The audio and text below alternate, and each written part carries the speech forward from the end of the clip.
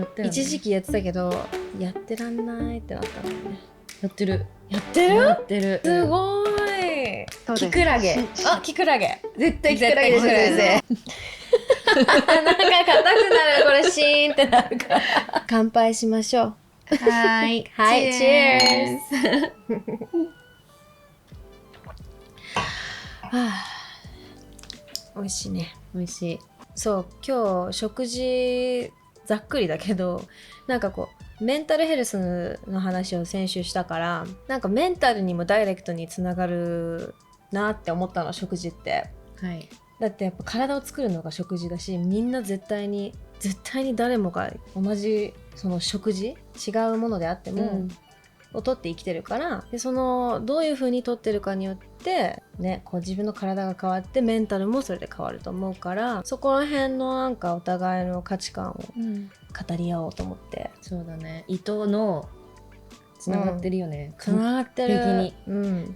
なんか食事って本当に大切だけど、好きなものばっかり食べてても健康的に入れないじゃん。そう、バランスよく摂取しなきゃいけないっていうのは、私も本当ここ数年心がけてるんだけど、バランスでしょう。もう何でビタミン B 取って何でビタミン C 取ってっていう、もうちゃんとそこを意識してからのバランス、だし、絶対に野菜ジュースとか野菜サラダとかを食べてから消化しにくいものに入っていくとか、プロセスまで考えるよね。そう、私のテーマはね、一番気をつけてることはピンポイントだけどタンパク質。言ってて、最近も言ってたよね、それね。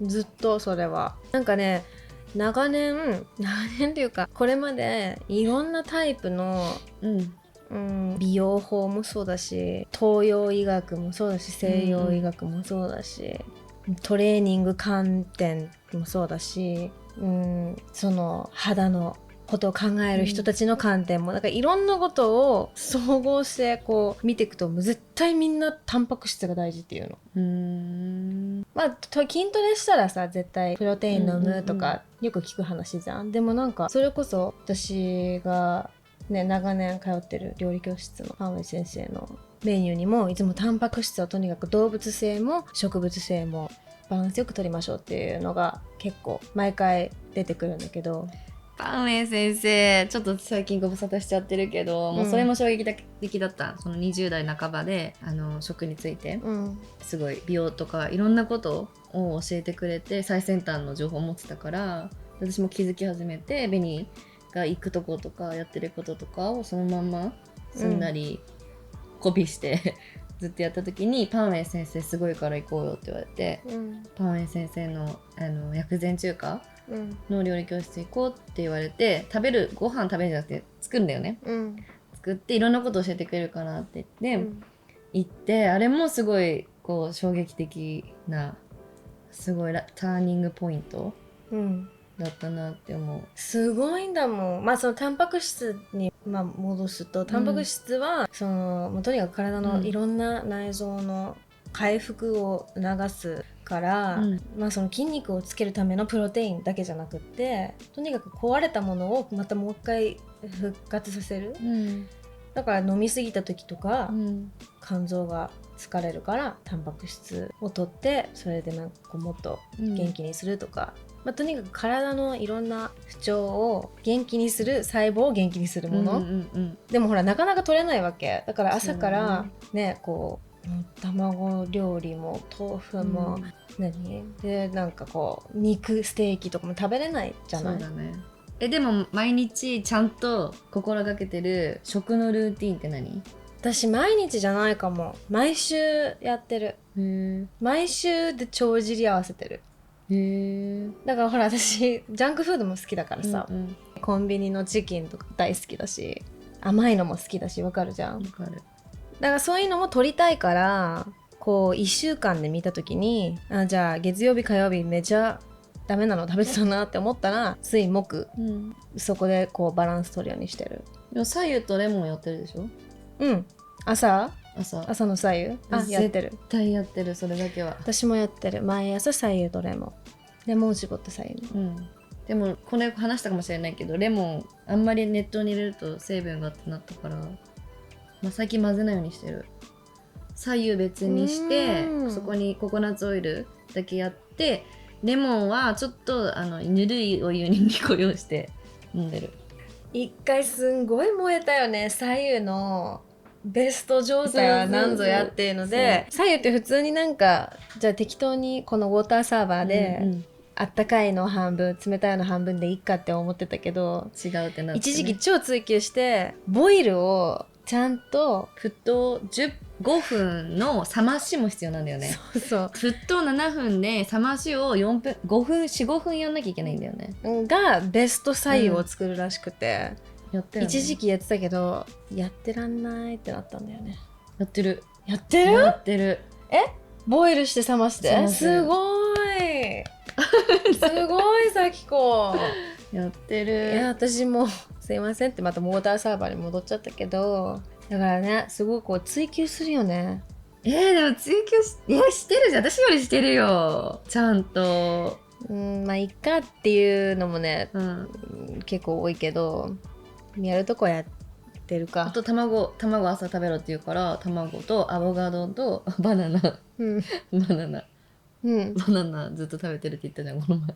はい、ということでね、なんかいろんなそういうなんだろうお互いのこれはいいよっていうこうインフォメーションを交換しちゃってるから結構細かいそういうルーティーンがいっぱいあるよね、昔の人たちが食べ続けたもので未だに食べてるものが、まず一番じゃないかっていうアイデア、例えばまあそのお米もそうだし、なんかこうじゃあ昔ながらのじゃあ旅館に行った時に納豆って朝出る夜出る朝じゃん、それも理由があって朝で、その腸をこう元気にまず朝からするための納豆、そして食べる時間なので、それ大体食べる時間もさ8時とか早いじゃない。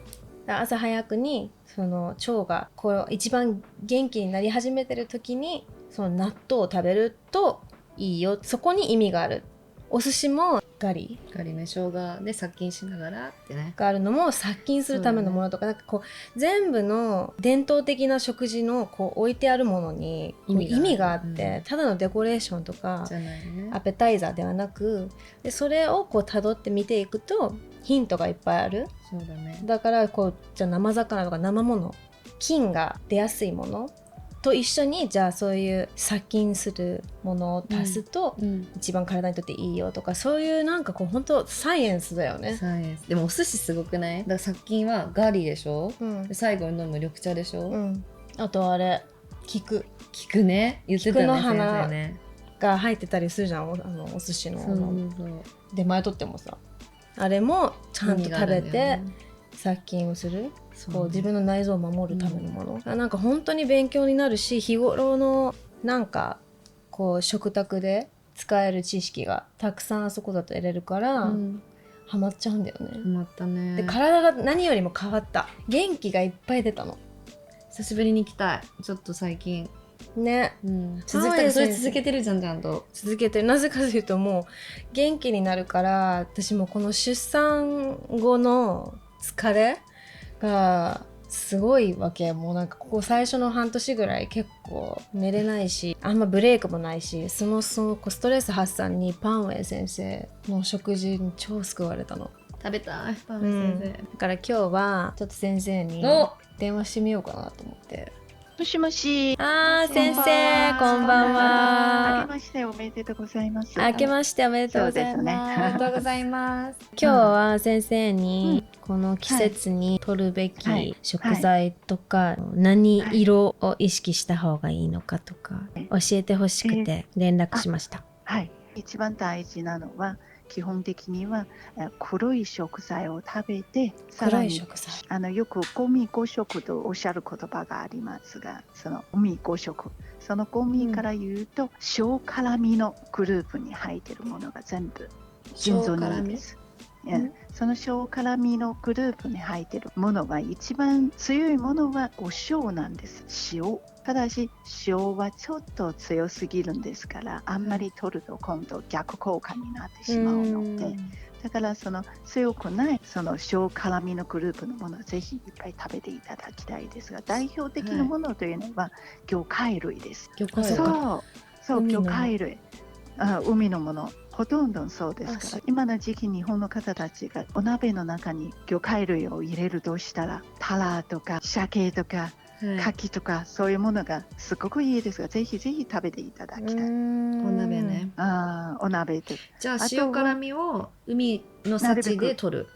そうです、そうです。おっしゃる通りです。薬味と一緒に取るとなおさらいいですから。体がポカポカします。ニンニク、生姜。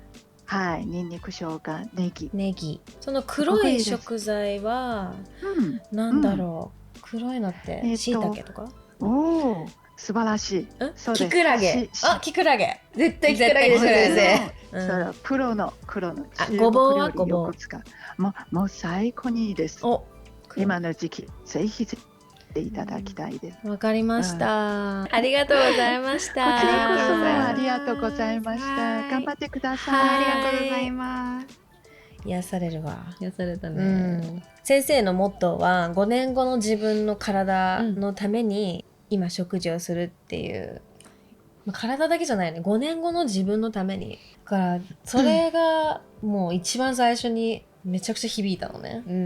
だから今美味しいから食べるとかじゃなくて、このもう自分への投資だよね。そうだね。OK, yes. じゃあ to health, good health、健康的な prosperity。prosperity ってなんだ？